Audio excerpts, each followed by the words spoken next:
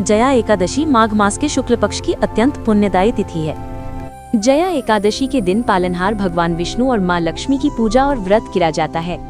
मान्यता है कि जया एकादशी व्रत में कथा का पाठ करने या सुनने से पूजा सफल होती है और घर में खुशियों का आगमन होता है। ये व्रत साधक को समस्त पापों और नीच योनियों के बंधनों से मुक्त कर भगवान विष्णु की कृपा का पात्र बनाता है। धर्मराज युधिष्ठिर ने भगवान श्री कृष्ण से माघ शुक्ल एकादशी के महत्व और पूजन विधि के विषय में निवेदन किया। भगवान श्री कृष्ण ने कहा, हे धर्मराज, माघ शुक्ल पक्ष की एकादशी को जया एकादशी कहा जाता है। ये एकादशी अत्यंत पुण्यदायी है। इसका व्रत करने से व्यक्ति को भूत, प्रेत और पिशाच जैसी नीच योनियों से मुक्ति मिल जाती है। प्राचीन काल में स्वर्ग के नंदनवन में उत्सव का आयोजन था, जहाँ देवराज इंद्र अपने देवगणों के साथ विराजमान थे। इस सभा में प्रसिद्ध संगीतज्ञ चित्रसेन, उनकी पत्नी मालिनी और पुत्र माल्यवान अपनी कला का प्रदर्शन कर रहे थे। वहीं पुष्पवती नामक अप्सरा भी नृत्य कर रही थी। गायन और नृत्य के दौरान माल्यवान और पुष्पवती एक दूसरे के रूप पर मोहित हो गए। इस आकर्षण के कारण उनका ध्यान भटक गया और गायन वादन में सुरताल का मेल बिगड़ गया। अपनी सभा की मर्यादा भंग होते देख देवराज इंद्र अत्यंत क्रोधित हो उठे।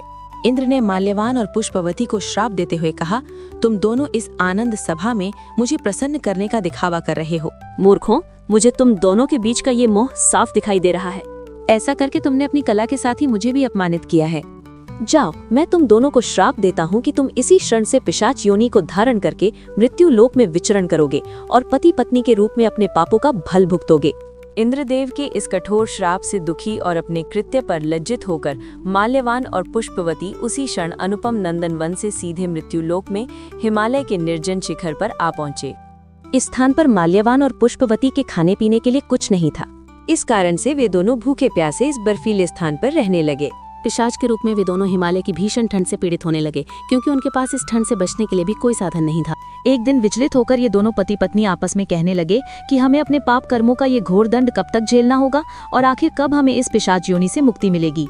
इस तरह शोक करते हुए भूखे प्यासे उन दोनों ने पूरा दिन एक गुफा में व्यतीत कर दिया। बहुत ज्यादा ठंड होने की वजह से वे उस रात सो भी न सके और उन दोनों ने रात भर जागकर दुखी मन से नारायण का नाम लेते हुए पूरी रात बिताई।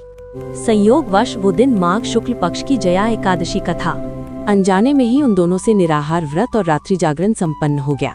इस व्रत के पुण्य प्रताप से भगवान विष्णु प्रसन्न हुए और अगले ही दिन वे पिशाच योनि से मुक्त होकर पुनः अपने दिव्य स्वरूप में आ गए।